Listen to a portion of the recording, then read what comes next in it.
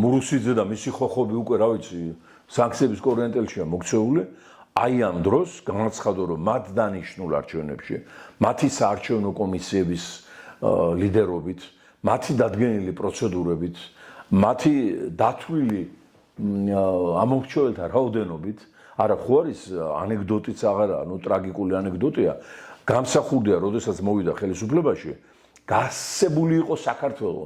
დაგედილი გახდათ უცხოეთში წასვლის პერსპექტივა მაქსიმუმ რუსეთში თუ წავიდოდნენ ზაფხულში სამუშაოდ ჩვენი ხალხი და ისე უკან ჩამოდიოდნენ მიდარჩებოდა რუსეთში გავსებული ხალხი და ამომრჩეველი იცით რამდენი იყო 3.454.000